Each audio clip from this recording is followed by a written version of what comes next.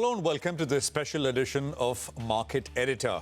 The markets may be our starting point today, but we are diving deeper into a space that's buzzing with opportunity. India's emerging dominance in the CRDMO space, we call it CDMO, contract research, development and manufacturing.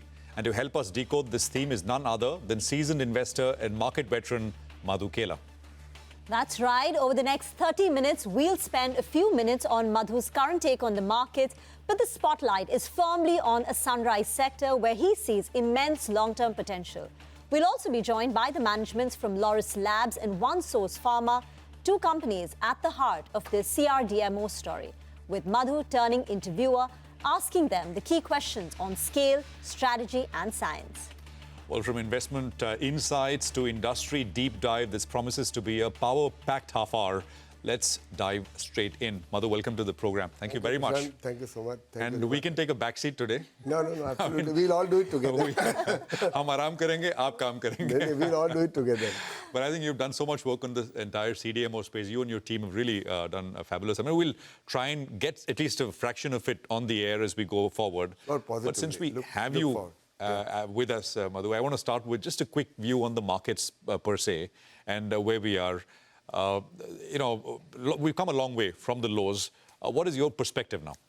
Prashant, I think from a big picture perspective, we have spoken this many times.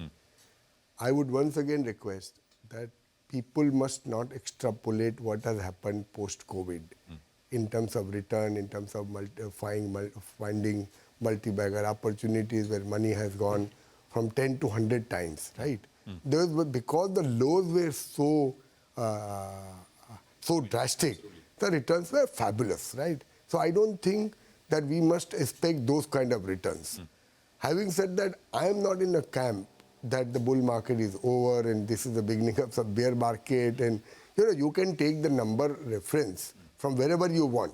So if you take the reference from COVID low, then the returns will look very, very attractive. Correct. And hence the next 5 years may look very dim.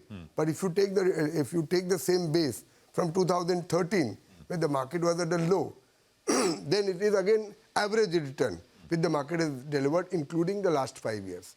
So my point is that India is and will always be a bottom of a stock picker's market, wherein the broad indices may give you nominal returns. But because of the volatility and the fluctuation, and because there is choice of so many sectors, you have the opportunity to make, in my view, 15 to 20% kind of return is still in these markets. And you see what has happened in the last 2 months. Take, for instance, the financial sector. So many NBFC companies, even smaller banks, even large banks, while the markets have gone up only 7%, but a lot of these companies have gone up like 20, 30, 40, 50%, right? So that is the market which we are going to be seeing from now on. Very disaggregated, maybe stock specific, right? Exactly. Within sectors, not everything, but... Exactly. You have to be betting not only the right sector, but the right company.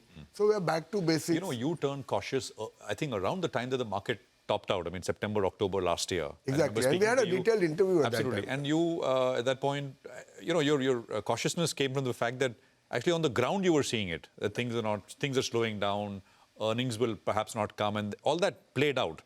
What is the feedback now? I mean, Prashant, this was clearly a stock market problem. Okay. Go to speak to any entrepreneur or a company.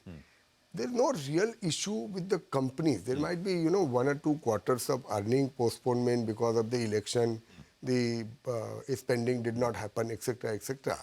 But the valuations, the way they had gone up, and the participation of public also. It was mainly this correction is because of the stock market problem. It is nothing to do much about the fundamentals or Indian corporate problem or the economy problem, I would say, right? So we are back to, as I said, that correction in my view, a significant part of it has happened. And let's not forget, when we were talking in September of last year, we were talking of 2024-25 number. 3-4 months from now, we'll start talking of 2026-27 number. So on one hand, the prices have corrected. On the other hand, the earning trajectory has shifted by 2 years, right? So I think I am at least able to find some value in some select pockets. I am still not saying that you go out and just buy the market, whatever you like. It is a lot of hard work to find good ideas. But they are there now, which I was quite nervous, let's say 6 months back. We were virtually able to not find anything, trust me. Yeah. So this is not a market where a rising tide lifts all boats. It's still, you have to pick and choose your winners in every sector. But one sector which you're very bullish on, and you have been, is pharmaceuticals. That's right. I mean, we're going back 7-8 years back, and you've spoken about stocks like Divi's Laboratory. So first, the big picture. Pharma has done well, if you look at it over the last 5 or 10 years. But you're bullish on it for the next 5-10 years. What do the numbers tell you? It is, you know, when we did, and thanks to the CNBC team, you made me a student again. So I think we actually did some numbers, and numbers is so heartening. In 2005, the total industry size of pharma was 28,000 crores, including API, local, everything put together, and profit was 2,500 crores. And we have those graphics which will come up, which will very starkly put out, please. This, Prashant, has gone to 6 lakh crores. And this year, the profit will be 80,000 crores. So after IT, this actually is one big industry which has got developed in the last 20 years. So many great companies, you know, Divi being obviously one of the most biggest wealth creator, but so many great companies have come. And from where we started, merely as a API supplier, that's how we started. We went into generic, then we went into complex generic, then we went into, you know, local markets have grown. And now the CDMO opportunity. So the margin which used to be 10 years back, the overall industry margin which used to be 15% has now gone to around 23%. And you look at the change, right? Today, in the total FDA facilities in the world is only 1,425, out of which 396 plants are there in India. So you are talking about, you know, 28% market share in US FDA plants, while our market share in terms of global CDMO or global pharma is still very minuscule, right? Total size of the global pharma industry is $1.5 trillion. And we are still, let's say, 6 lakh crores. Yep. So it is still very small. So I am quite positive that, you know, over the next 5, 10, 20 years, this industry has a lot of leg. And what came out clearly was, obviously you need, it's a very long gestation industry. So you need to make upfront investment. So the size of the profit of the industry still was so small, even 10 years back, that kind of investment was not possible to be made. But now, with the size of profit increasing, like this year, cash flow will be 1 lakh crores of all pharma companies put together. And the size of the whole industry 20 years back was 28,000 crores. So I think once this cash flow starts getting on the ground, the opportunity will That number is very stark. And again, I mean, those graphics will come up again. 28% of global FDA-approved facility was 4% of sales. Exactly. Is that because of scale? Plants here are much smaller. Is it because of the kind of products which are manufactured? And also, it is also because of that, we are also, it's a transition. You know, pharma is a very sensitive thing. So quality, when you look at it, if there is still inspections which happens in Indian plants where they are still able to have quality issues. It is also got to do with scale. And also, let's not forget, when N-1, N-2, we are still dependent on China for basic stuff like solvent, starting material.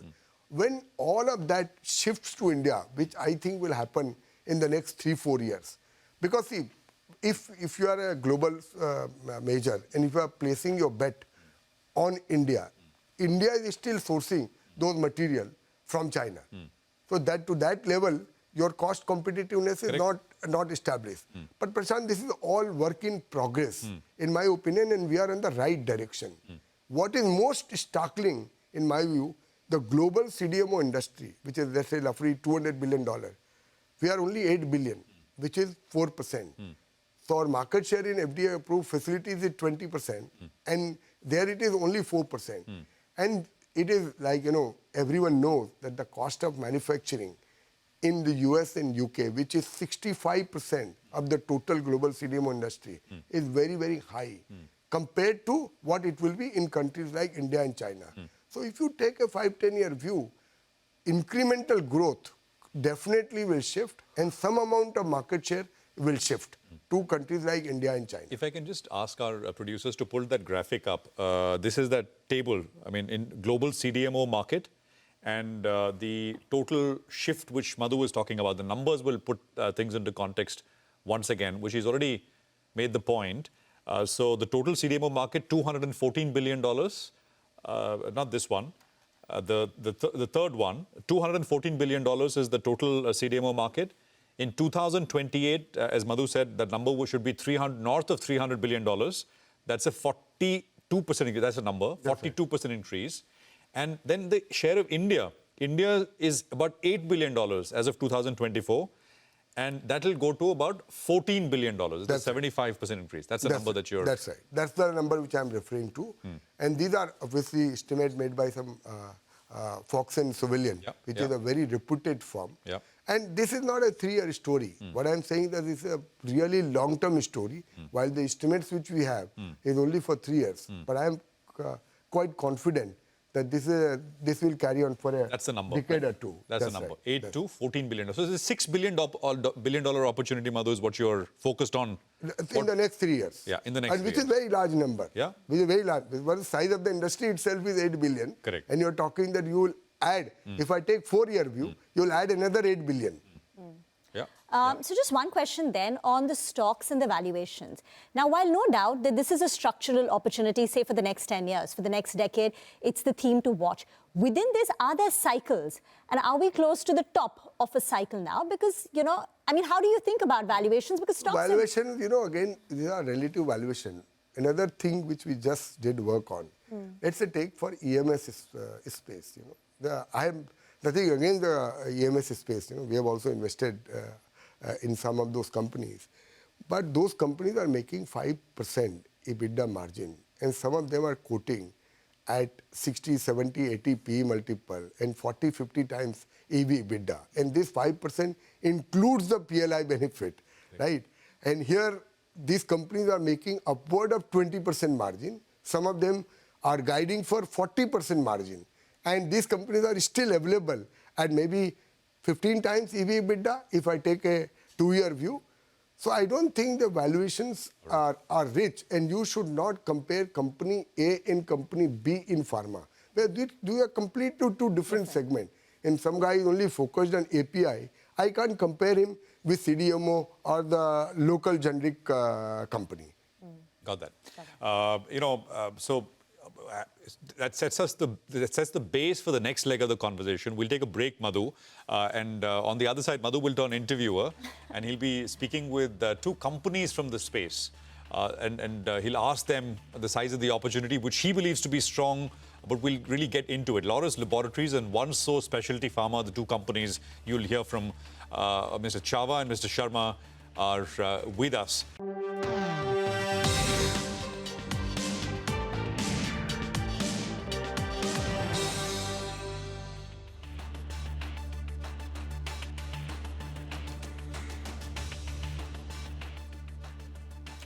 Welcome back. You're watching our special edition of Market Editor. We're in conversation with veteran investor Madhu Kela, and his belief is that time for India CDMO has come. That's the big theme he's betting on for the next decade. And before we invite our corporates on the show, Laurus Laboratories and OneSource Specialty, let me just put up the standard disclaimer. The stocks that Madhu may talk about, he may hold it, his team may hold it, and these may be stocks and companies that he has personally recommended to. But let me now invite on the show Satyanarayana Chava, founder and CEO of Laurus Laboratories. Madhu, all yours. Thank you so much. Go on, Madhu. Go on. Straight up. Good morning, sir. How are you? Good morning. Good morning, everyone. First of all, thank you so much, Dr. Chava, for accepting this invitation. Deeply appreciate it. You are one of the few persons we have been following the pharma industry. I have really highest amount of respect for. And the way you have navigated Dr. Saab Laurus Labs from being 5 years back, a few years back, just being a main ARV supplier to now being a top leading company in the CDMO space, and going forward, you are talking about biopharma, you are talking about gene therapy. What goes in your mind when you formulate this kind of strategy and you are years ahead in the game? Thanks for asking very broad and interesting question. The industry is going through significant transformation, and India is at the right place and right position right now to capture this opportunity. You are saying the amount of opportunity in front of Indian pharmaceutical companies in CRDMO is multi-billion. Your number says it is over 8 billion in the next 3-4 years. The opportunity I would say, fragment this into two buckets. One is research and development, and the second one is development and manufacturing. The development and manufacturing needs significant investments. Assuming the 8 billion, if you take half goes to research and development and half goes to development and manufacturing, then that 4 billion opportunity in the next 4 years, people have to invest $3-4 billion capex to capture that $3-4 billion opportunity. So Sure. the opportunity is very large, provided our investments are also very large, not only in capex, but also in technology, also in recruitment of people and training them to deliver products. I would say the current situation is there is business, there is money, but the opportunity can be realized provided if we recruit right talent and train them very well. I would say opportunity is very, very large. And the companies who are geared up to tackle this opportunity will see a significant progress, significant growth in front of them. Dr. Sir, these numbers look really staggering, right? You know, we have 28% market share in US FDA approved facility, but only 4% market share in actual revenue, right? And the other point is this 214 billion going to 300 billion, and there is significant growth even beyond that. And EU and America, which are clearly high cost markets for doing this CDMO, CRO, CMO work, they still control excess of 65% market share, right? So as a country, before we come to the company, as a country, what do you think we need to do to get a meaningful market share? Because on the face of it, we seem to have all the right talent to capture. We have now the capability and the size of the profit for Indian companies to invest into this, but still our market share is only 4%. So according to you, what do we need to do as a country to really get a significant share of this pie? In the cards for big pharma, when they launch a new drug, it is single digits. In most of the time, it is less than 5% of the sales, sometimes even much lower.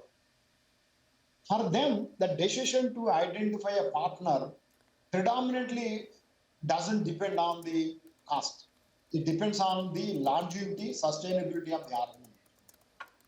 So, will a big pharma will choose a partner because he is cheap? I don't think so. In CDMO, it doesn't happen. In research and development, it may happen because they are looking at 1 kg, 5 kg, 100 kg quantities at that stage. But when they do phase 3 and commercial, for them, companies of scale, companies with good track record, good sustainability, then only they will get business. So if you compare our manufacturing cost is cheaper compared to Europe, US, that is the reason we get business. I don't believe in that hypothesis. It's capabilities, scale. Those are very, very critical for any Indian companies to capture the opportunity. Yeah, yeah. Mr. Chava, good morning, sir. Prashant here. We had the Eli Lilly global CEO with us 2 days back, and they said the cost of development of a new drug from right from scratch is about $4 billion. You put those in percentage terms. As a percentage of sales, about 5% of the value of the drug was they're able to monetize. Just to come back to the earlier question, Mr. Chava, you said that those numbers that we put up, it's about $6 billion in opportunity over the next 3 years. You said we need to invest $3-4 billion to be able to capitalize on that opportunity. Is that the correct way to look at it as an industry? I took an industry benchmark, assuming you have a 2 times asset turnover ratio. That means every dollar you invest, you get $2 revenue. That means you divide $1 billion extra opportunity for any company. They have to invest at least $500 million in capex to capture $1 billion revenue. I took a number. See, 2 asset turnover is very, very high in the industry. I took very high number. If I take 1 to 1, then for every $1 billion revenue opportunity, they have to invest $1 billion. So somewhere between $500 million to $1 billion people have to invest to capture $1 billion. So that's the number I gave. So capex intensive, and it also takes a lot of time. By the time you put facility and you get the commercial opportunity, it takes 3 years. So you have to invest money well ahead of the curve to capture the opportunity. Thank you, sir. Neeraj, good morning and welcome to you. Deeply appreciate you joining us for this show. Neeraj, I think you guys have just created a company which is like OneSource, which is purely focused on this space, while you merged a lot of your group entities and created. So if you can run through what is the strategic intent of getting all of these businesses together, and what are you looking at in this entire very large opportunity in the CDMO space? And the second point, Neeraj, the work which I did clearly says that quality concerns is one of the reasons why the business is moving very slowly to India. People are still concerned about the US FDA audits and the kind of quality Indian companies have done, specifically in the last 10 years. Your group has had a phenomenal track record of 19 years of having a spanky clean track record with US FDA. So how important is quality, and how did you manage it at your group? Yeah, thank you, Madhu, for having me here. And to your first question around what was, let's say, the inception philosophy around OneSource. So it's basically started with the need of our customers to reduce complexity in their supply chains, and their need for having a one-stop shop solution in terms of CDMO partners. And that's where we come in by having our multiple offerings. So we reduce their complexity in their supply chain, and in turn get a much higher share of our customers' wallet. So to just tell you a little bit around what OneSource is and why we are one of a kind. One of the points you already mentioned around compliance, but not just our key differentiation which we offer is around our capability, which we are today of having one of the widest offering in the CDMO industry, right from biologics, drug substance, drug device combinations, sterile injectables, oral technologies around soft gelatin capsules. So across this, it is a very wide offering and a real one-stop shop solution for our customers. That's our capability. Around our capacities, we offer some of the largest capacities, industry-leading capacities in drug device combination cartridge filling, for example, where it's all isolator-based technology. Soft gelatin, we are among global leaders in that area when it comes to capacity. And finally, what really differentiates us along with the capability and capacities is our compliance status, which is what your question, your key point which you mentioned. So our compliance record has been stellar, and yes, this is important in pharma more generally, but in CDMO it is absolute critical, because that's what customers, global customers, Indian customers, any customer comes to a CDMO for really that compliance track record. And we in the group, and that's been the group's DNA, with a very, very clear focus on quality and compliance. And that has brought us, where we are with, as a really CDMO partner of choice for our global customers. Neeraj, can you elaborate a little bit more on this GLP opportunity, the capacity of 40 million units which you have set up, and strategic intent is to increase that many-fold. And I, based on my work, the work for this started in 2016, and now you are about to get some revenue, right? So it has like taken you 8-9 years to actually come to the customer level. So why is it so difficult? On the face of it, it looks so simple that you have a device by which the drugs will get delivered. So if you can, the people watching us are not experts. So if you can, simple words, just explain why is it this entry barrier so high, and why OneSource is the only supplier in India and only approved facility in India to make these cartridges which deliver these GLP drugs? Sure, Madhu. See, for us, Madhu, all our service offerings, I mean, you mentioned one of those, but all our service offerings are around this, niche and complex capabilities, whether in terms of development, in terms of manufacturing, and finally in terms of compliance. I mean, starting with specifically drug device combination, and GLP-1s are part of that.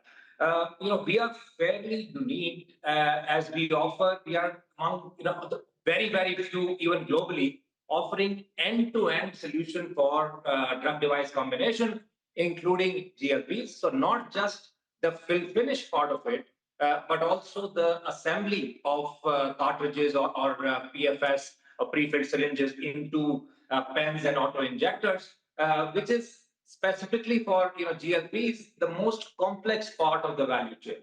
And this, as you rightly mentioned, this capability has not happened overnight. We have taken, it's been almost a decade where we have added, we have invested, we have built, we have learned, we have executed multiple projects, multiple customers, and that's where we are. It has taken us a decade to be in a position where we are, let's say, our leaders when it comes to drug device combination in India. So this is the reason it is tough is because it is an area which is complex. The interface between drug and device is complex because eventually what a patient takes is not the cartridge or the pre-filled syringe. The patient uses the actual pen or the auto-injector.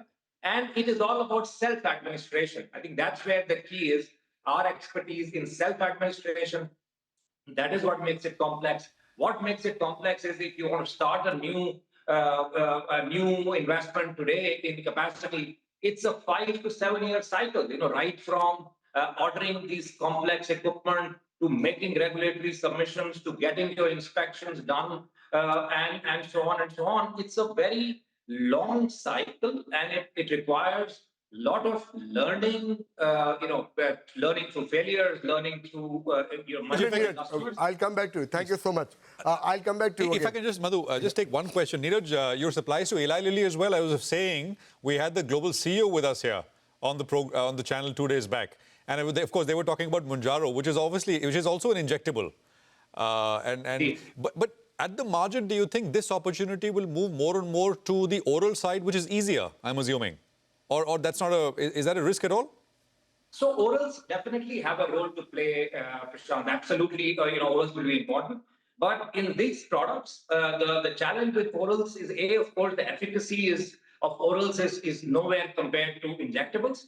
And orals require very high drug, which obviously means that the side effects profile of orals is significantly worse than injectable. And remember, these injectables today are once a week. Once a week is an easy one rather than a daily tablet. Sure. Dr. Saab, coming back to you, obviously China is a big contender for this opportunity. And on the face of it, they clearly seem to be definitely ahead in the game, whether the size of the company like WuXi, which is close to $6 billion, and still our companies are significantly smaller as compared. So when this Biosecure Act was going, clearly there was a compelling reason for a lot of companies to shift to India because of the act itself. Now, since the act is being deferred, what is your view? How are we going to compete with China? And at Laurus, what have you done over the last 3 years in terms of building capabilities which will enable you to even compete with countries like China? Thanks, Madhuji, for asking. In the last 5 years, at Laurus, we have invested $500 million in CapEx.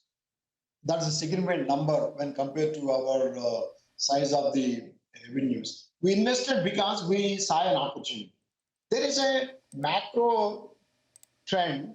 The number of small molecules approvals is going up. Earlier, if you ask the same question 10 years back, everybody is thinking the day of small molecules is going off and the market will be dominated by biologicals. But now, the number of small molecules approvals is going up. Number of small molecules, complex small molecules ratio is going up. For example, if you take GLP peptides, those are large small molecules. Each one needs 40, 50 chemical steps. So the complexity is going up, so the investment has to go up. So the need for small molecule capacity has increased significantly in the last 5 years. Whether Biosecure Act comes or not, the need for large molecule, large capacity for small molecule has increased significantly in the last 5 years. So business is there for Indian companies, whether Biosecure Act is going to effective or not. That is a small thing to worry about. The most is it right to assume that because of the Biosecure Act and also because of China plus one compulsion, lot of customers have had a chance also to look at Indian companies, and obviously our offerings are quite compelling. So even if the act gets deferred, there is still that China plus one compulsion is there, and we'll get a fair share of our market in the global industry. You're absolutely. The vendor diversification is happening globally. It could be from China, it could be from Europe, it could be from elsewhere. So that diversification happens. Indian companies are well positioned to take that opportunity. It is absolutely, as the opportunity is very big, I don't think all companies can put together take that opportunity. So business is growing. As you mentioned, there's a $80 billion growth in the next, say, 6-7 years in the CRDMO market. India has its share. I think market is big. Let's see that as an opportunity rather than people moving their assets. See, one thing, as you mentioned, there is a shift in adding new vendors into the supply chain. That's quite visible when people look at the number of RFQs, number of programs, number of customers visiting Indian companies is going up. So that's a good sign. Onboarding a customer and going to commercial is a 3-4 year process. It doesn't happen overnight. Sure. Dr. One more, sorry for asking you this question. I'm apologizing in the beginning itself. But, I see that you are fairly ambitious. And as you said, you put up a lot of your bandwidth and capex in the last 4. So right now our size is 1,500 crore. Do you think it is in the realm of possibility, and I'm not asking for any guidance, this is only aspiration, is it in the realm of possibility that the Laurus CDMO business will be of $1 billion in times to come in the next few years? Only we are talking of, yeah. No, I don't want to put any timelines in place. But no, I didn't even ask for timelines. I said in times to come. Opportunities are there. I'll leave this question at that stage. Okay, thank you so much. Neeraj, just coming back to you. You face the same problem we face sometimes. We ask for numbers. But he has answered it. No, he doesn't want to put $1 billion, but he has answered the question. Neeraj, just coming back to you, you have guided for a $400 million top line in the next 3-4 years. 1 year is already passed. So we are hoping that it will happen in 3 years. But what is stunning is the margin guidance of 35-40% on that kind of number. So can you speak a little bit more on the path to achieve this 400 and life beyond $400 million? And what is not what is the optionality which is not included in this guidance? Sure, Madhu. See, we have said, right, we have given this guidance that we'll be a 400 million company in the next 3 to 4 years. And here, there are multiple legs to our business which will help us achieve. Obviously, the key growth driver, one of the key growth drivers will be our biologics drug device combination business. As many of these now GLP, especially semaglutide, comes off patent in some of the key markets, which will really be driving. So our first market which comes off patent in Canada is in January 26 is Canada, which incidentally is the largest market outside of GLP-1s outside of the US. Then the largest market outside of North America is Brazil, which comes off patent in March, along with other large markets like China, India, Latin America, and so on. So all these, will be driving, and we have, all our customers or many of our customers will be commercializing products. So that will be a key driver of growth for us for these 400 million number. But not only this, we also have, our soft gelatin business where we have actually expanded our capacity recently by 3x. And there is a huge constrained supply today in this area, and we have long expertise and now also capacity to deliver. So that will also be, a key driver of our growth. Looking at the margins of 40%, do you think competition will come in, and there will be many more players who will come in the same space? And if these players come, will they still face the same gestation what you had? Absolutely, Madhu. So the competition advantage, as I mentioned, is built over time, right? You yourself mentioned that for us to reach this position of leadership in drug device combination, it has taken us a decade. And I have, zero doubt that while, of course, competition will come, and we always welcome competition, it will take everybody time to reach this level. As I mentioned, it's a very long gestation. It's a high capex, long gestation, which leads to this position. It also requires, learning and unlearning. So we have been all through that, and the competition will have to face the same. And the first mover advantage that we have built will continue to help us, continue to win the trust of our customers, both existing as well as new. Got it. Dr. Just coming back to you, maybe this is the last question. How will Laurus look like 5 years from now? I know it was a different company 5 years before, when you had ARVs, you have APIs, you had only formulation. Now we are talking of CDMO. What will Laurus look like? And I don't want any number in terms of qualitatively. What are the areas which you are very bullish on, where you're going to do the capex? And if you can say, in the next 4 or 5 years, what kind of money more will invest to build capabilities, and what are the capabilities which you are focused on building?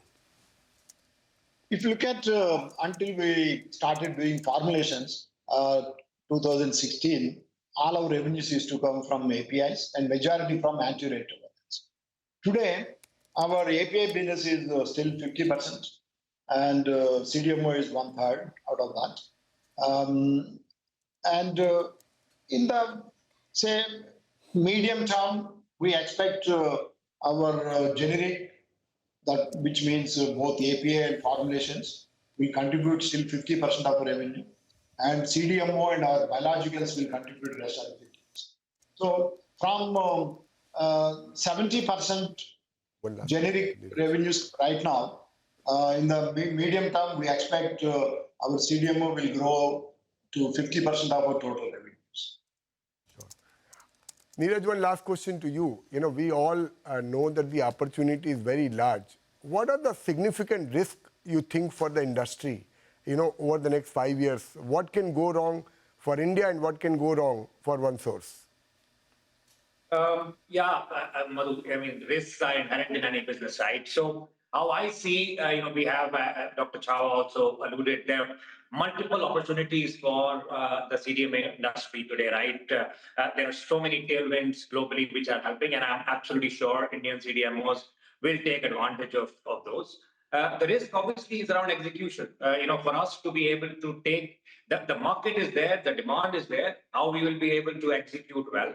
And the same, I also would say for OneSource. We have multiple capex projects, capacity expansion projects, which we are working on to meet the demands of our customers. So, my team and I are completely focused on delivering those projects because those are key.